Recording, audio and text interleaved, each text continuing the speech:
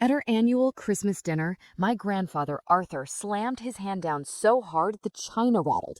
I, Chloe Vance, froze with my fork halfway to my mouth, staring in absolute shock. His words hit like a thunderclap, instantly silencing a room that had just been filled with laughter and the smell of roasted turkey.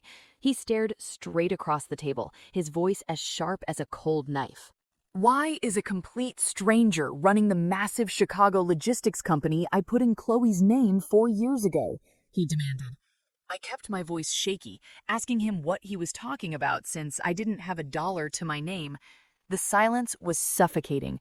My dad, Richard's knuckles turned white, Mom Brenda's face drained of color, and my brother Liam exchanged a nervous look with his wife. Grandpa calmly explained that an old partner called him by mistake, congratulating him on the new owner, Marcus Thorne, being fully in charge. Marcus Thorne? I've never heard that name before, I replied softly, keeping my stunned expression perfectly intact. Inside, my mind was racing with anticipation. Have you ever been completely betrayed by the exact people who swore to always have your back? My grandfather reached right into his leather briefcase and pulled out a thick folder of tax documents the partner had accidentally emailed. He slammed them on the table, pointing to Marcus Thorne as the current primary owner of the Chicago company. Liam immediately leaned in, his face turning red as he quickly scanned the papers, insisting it had to be a mix-up or a similar name in another state. Liam's voice squeaked, sounding higher than usual and forced. My mom jumped in right after, placing a gentle hand on Grandpa's arm and suggesting he was just exhausted from the long trip and time zone changes. She smiled way too widely, desperately trying to steer the conversation away. My dad nodded along, carving the turkey and agreeing that Christmas was for family, not stressful business talk. I sat there, letting the utter confusion play across my face as if this massive secret was brand new to me.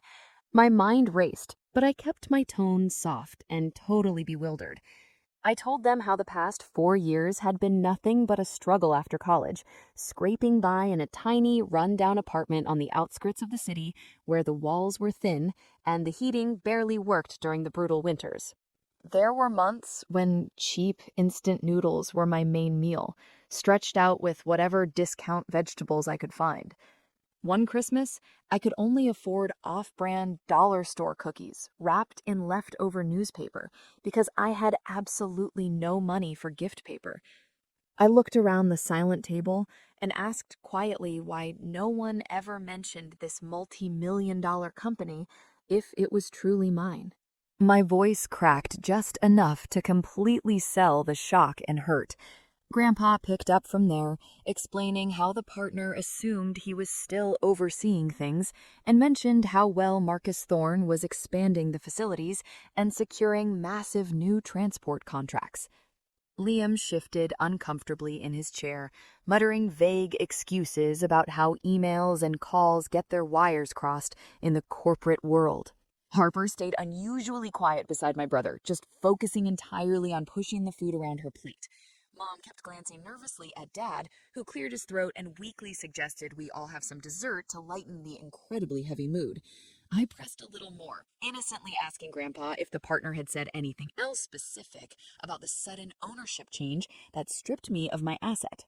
He recounted the call in detail, noting recent unit upgrades and trucking routes boosting profits. Each word made the air heavier, the festive tree lights feeling mocking against the growing strain. Dad tried changing the subject again, talking about the pie, but it fell completely flat. Liam avoided all eye contact, staring at the legal documents like they might just miraculously disappear if he willed it. Mom's hand trembled noticeably as she poured more water into glasses no one was even drinking from. I leaned back, folding my arms tightly to hide exactly how steady I was keeping them on purpose. The frantic denials were piling up, vague excuses layering over each other without any real explanation. Grandpa didn't push too hard yet. He just let the papers sit there as hard evidence no one could fully dismiss. The room stayed agonizingly tense, everyone waiting for someone else to finally break the awkward standoff. Forks scraped plates occasionally, but absolutely no one was really eating their holiday dinner. I could sense them frantically scrambling internally for better ways to deflect, their discomfort growing with every passing second of silence. Grandpa stubbornly refused to drop the subject altogether. Dad let out a very long sigh, the kind he used when trying to sound perfectly reasonable during arguments. He carefully placed his carving knife beside his plate, the metal ringing softly against the fine china. Then he looked around, his expression a calculated mix of concern and extreme patience. He started recalling how Grandpa had generously placed the established logistics operation in my name as a gift. But at that time, he said I was only 22, fresh out of school, with literally no real-world business experience. Running something that massive could have easily overwhelmed me, leading to costly errors or the loss of the whole asset. The family, he smoothly explained, had simply agreed to step in and handle the day-to-day operations, temporarily shielding me from financial risks until I was finally ready. Mom picked up seamlessly, her voice warm but firm, describing their fake fear that bad partners might exploit my severe inexperience. She claimed poor decisions could drive the company into bankruptcy, and all they wanted was to safeguard Grandpa's thoughtful investment for my benefit.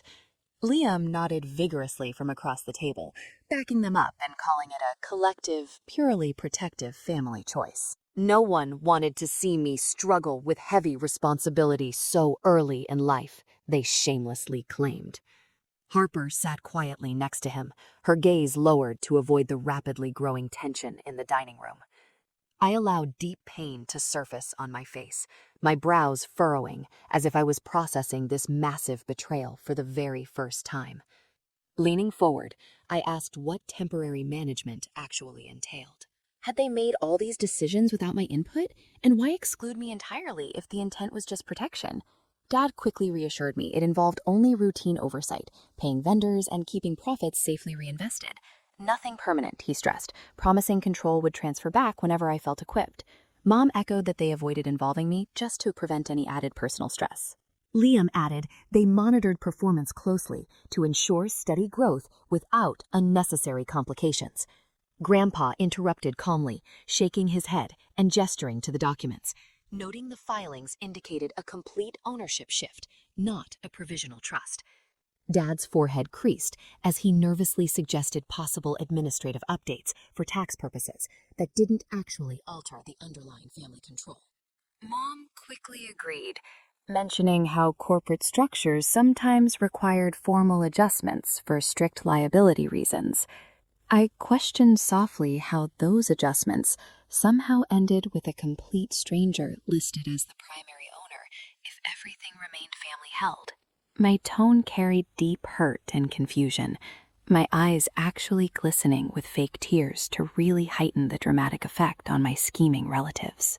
Liam dismissed it as a likely clerical error from state records, claiming it was super common in complex business filings. Harper finally shifted, but stayed completely silent, her trembling fingers nervously twisting her expensive cloth napkin. Mom deflected further by emphasizing their ongoing vigilance over operations and promising full transparency soon, while Dad proposed continuing the chat after the holidays. I observed every twitch, every averted glance, the way their voices rose defensively. The festive Christmas atmosphere evaporated completely, replaced by strained politeness masking deep, ugly secrets. Plates remained largely untouched. Conversation just circled defensively, their patience growing thinner yet more insistent. No one conceded ground, stubbornly clinging to vague, empty assurances of a future handover. The tree lights continued blinking, casting colored shadows across their worried, guilty faces. Grandpa Arthur had just finished pointing out the ownership transfer. He fixed his cold stare on Liam, the question hanging heavy. He asked directly whether my brother recalled signing any paperwork connected to the company during the past few years. Liam blinked several times, setting his wine glass down harder than necessary. He nervously admitted he had put his name on a couple of limited power of attorney papers when Mom and Dad asked, insisting they were just minor authorizations needed for everyday decisions. Grandpa remained dead silent for a beat, then reached for his phone. He made a short call, sharply instructing someone to come inside immediately. The front door swung open soon after, making my parents jump out of their seats in shock. Mr. Sterling, Grandpa's ruthless corporate lawyer, walked in confidently, his heavy briefcase in hand. He placed it firmly on the table, snapping the latches open to reveal highly organized folders. He began with the primary document in question, an older authorization form bearing what appeared to be my signature. Mr. Sterling highlighted the date, noting it aligned perfectly with the time I was hours away in Milwaukee. Enlarged forensic images followed. The loops and angles differed subtly from my verified signature. The pressure was lighter in certain strokes, the slant wildly inconsistent. Printer forensics came next. Invisible yellow tracking dots embedded by most modern office machines revealed the document emerged from a device months later than claimed, entirely undermining their carefully constructed and totally fake execution timeline. Dad desperately suggested replacement copies often carried new print dates for archival purposes in Illinois state filings. Mom loudly supported that, mentioning how common reissues were. Liam pointed his finger at the notary service, arguing staff frequently applied incorrect dates during busy periods. Harper finally contributed, proposing simple administrative oversight at state agencies led to unintentional routine corrections. I kept absolute bewilderment etched on my features, inquiring innocently what those technical details implied for the actual control of the warehouses. My prompts drew extended, messy clarifications, exposing more massive gaps in their lies. Mr. Sterling outlined Illinois statutes limiting proxies, noting severe overreach could invite serious legal scrutiny. The family's panicked responses immediately overlapped defensively. Dad emphasized their intent always remained purely protective. Mom stressed she just wanted to avoid placing a heavy burden on my early career. Liam awkwardly reiterated the forms enabled only operational continuity, absolutely nothing transferring permanent rights. I followed up gently, wondering why secret proxies proved necessary if oversight stayed temporary. The inquiry prompted incredibly hurried, flimsy justifications. Mr. Sterling displayed side-by-side comparisons against bank signature cards from my actual checking accounts. Discrepancies persisted. The attorney stressed that further expert review could easily clarify fraudulent intent. Faces around the table tightened with pure fear. The accumulated red flags practically screamed forgery, demanding instant resolution. Defenses held slightly, but massive cracks widened under examination. Dad loosened his tight collar slightly, sweating profusely. Mom sipped her water repeatedly. Liam drummed his fingers quietly, visibly trembling. I expressed quiet concern over why such extreme steps felt required, my voice laced with apparent heartbreak. Their reactions intensified, false reassurances flowing faster and far less coordinated. Grandpa observed calmly, allowing the heavy doubts to completely settle in the room. The room grew dead quiet. Mr. Sterling shifted smoothly to the next set of damning materials. He laid out a series of enlarged printouts, each displaying an anonymous email sent to top recruiters at logistics companies where I had applied for roles straight out of college. The messages followed a vicious pattern, suggesting I demonstrated a terrible work ethic and created unnecessary drama, making me totally unhireable. The sharp attorney pointed to headers revealing sender domains routed through sketchy temporary accounts. Yet server logs consistently traced the initiation directly back to the residential IP registered to this very house. Liam reacted instantly, twisting in his seat to face Mom directly. His tone carried sharp frustration as he asked why she had forcefully insisted he compose those notes to ruin my corporate opportunities. Harper's eyes widened in horror. She leaned forward, reminding Liam that he had specifically asked her to review outgoing company mail, and she stumbled upon the cruel drafts saved in his personal folder. She maintained her discovery stayed accidental, refusing to accept shared responsibility for career sabotage she never officially approved. Dad extended both palms in a desperate, placating gesture, attempting to lower the volume. Dad reminded everyone the original motivation centered on steering my early career towards stable, local opportunities where the family could offer guidance. Mom's composure cracked completely.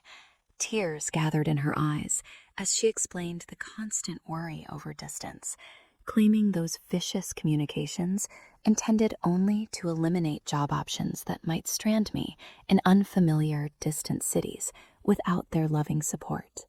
Liam countered quickly, loudly arguing her toxic anxiety translated into aggressive actions he felt heavily pressured to take. He claimed total reluctance throughout, but yielded to persistent parental control.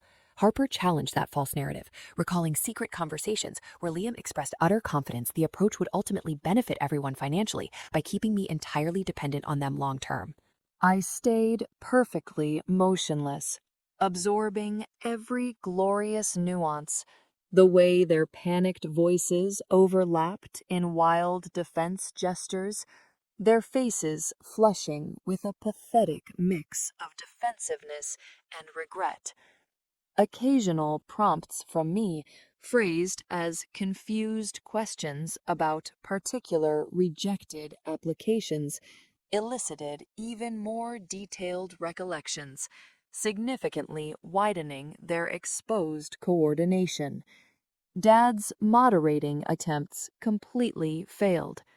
Mom wiped at tears, now flowing freely, repeating sick variations on wanting proximity and absolute security for her daughter. Liam completely dismissed those repetitions as pathetic excuses masking excessive control.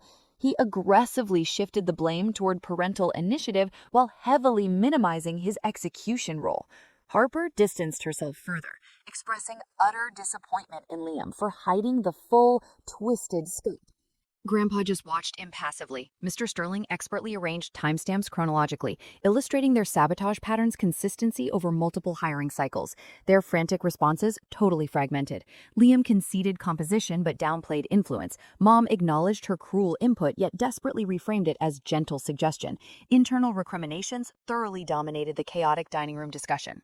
I interjected minimally, my innocent inquiries drawing out additional timeline specifics without revealing my prior knowledge. The brilliant lawyer's methodical presentation amplified their deep divisions naturally. Log entries correlated precisely with household online activity during typical evening hours. Liam practically sobbed, admitting drafting under guidance. Dad appealed repeatedly for perspective, though his conviction faded. I noted quietly how certain cruel rejections coincided exactly with key career milestones. Answers arrived as hurried, messy justifications, tangling further. The room's tension coiled tighter. Ugly alliances strained visibly under the crushing weight of mutual exposure. Exhibits rested on the table, displaying silent testimony to orchestrated interference. Unresolved resentment lingered heavily, fracturing the family beyond repair. Grandpa Arthur raised his hand, fiercely demanding absolute silence amid the escalating argument. The vicious bickering stopped abruptly, every single head swiveling toward him in pure fear. His eyes carried an icy determination I had rarely seen, even during incredibly tough business negotiations. He drew a slow breath before speaking, his voice perfectly steady and completely devoid of all warmth. He revealed that several months earlier, after initial suspicions arose from irregular reports, he consulted professionals to officially update his will. The new document completely revoked all previous provisions benefiting Dad, Mom, Liam, or Harper. It redirected the entirety of his massive remaining assets, properties, and trusts exclusively to me as his sole heir. Mr. Sterling confirmed it quietly.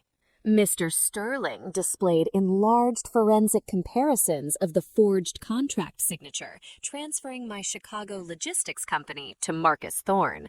Side-by-side overlays highlighted identical idiosyncrasies and pen lift points that perfectly matched Liam's authenticated writing samples with 99% certainty. Financial records followed, tracing massive wire transfers from the purchaser.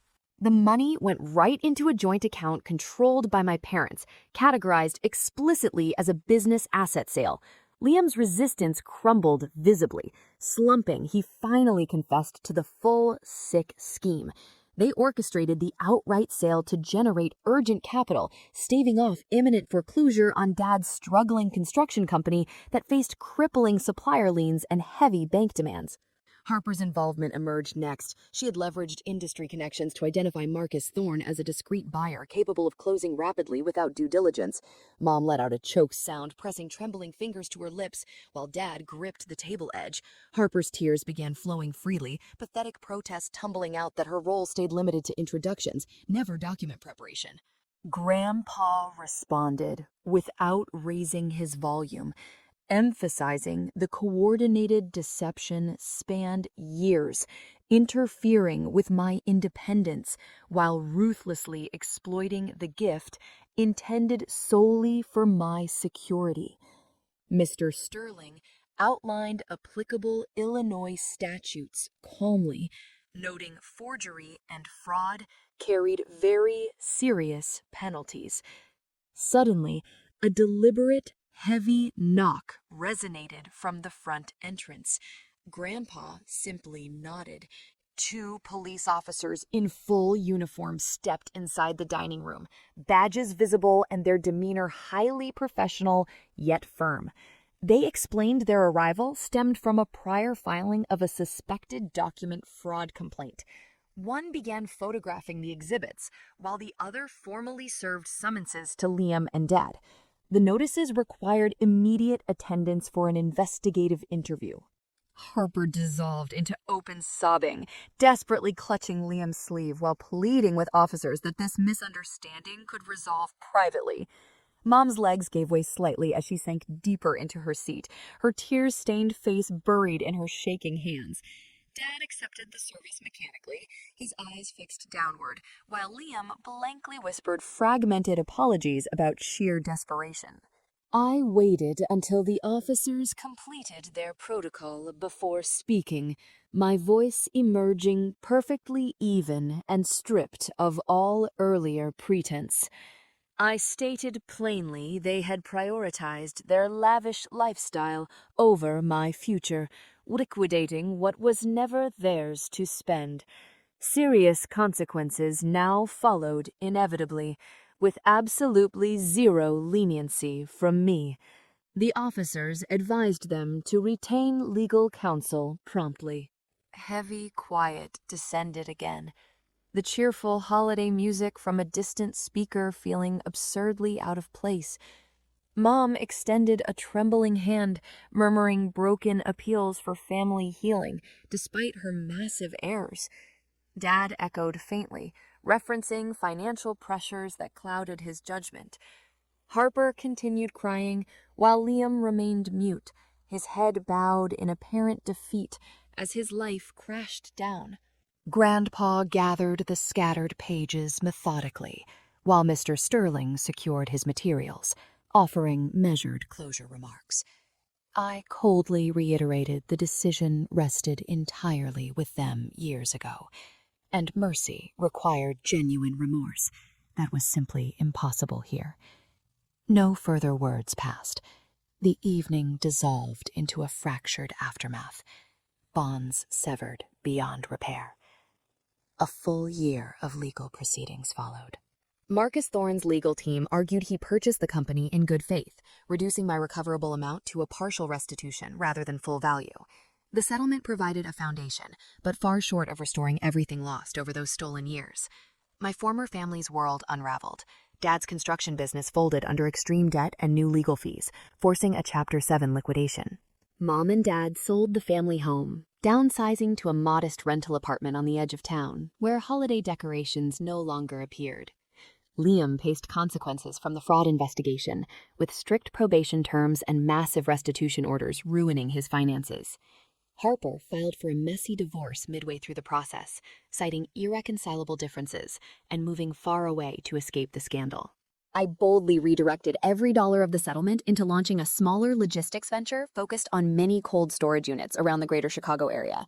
The early months proved brutal, requiring endless cold calls and discounted rates just to build trust with local producers and restaurants.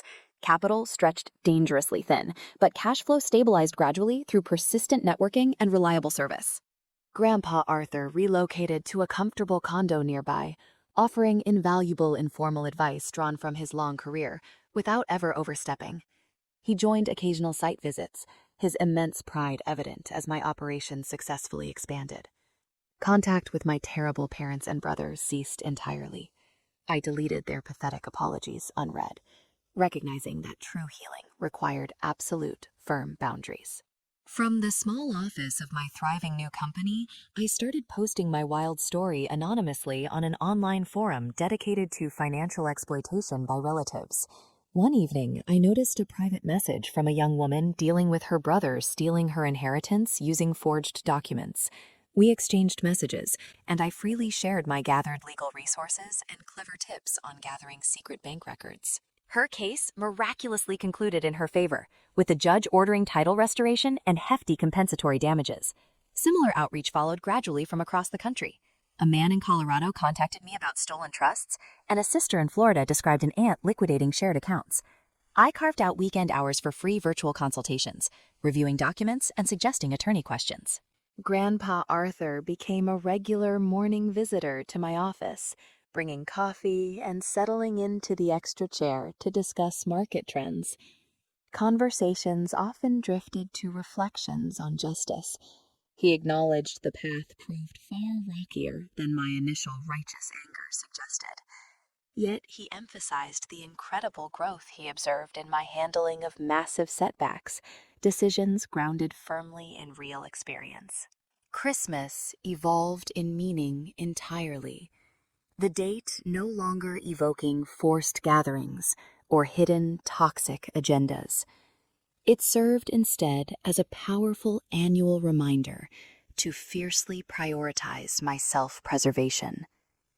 I finally viewed family through a much clearer lens, knowing connection must be earned through consistent respect, not assumed via bloodline.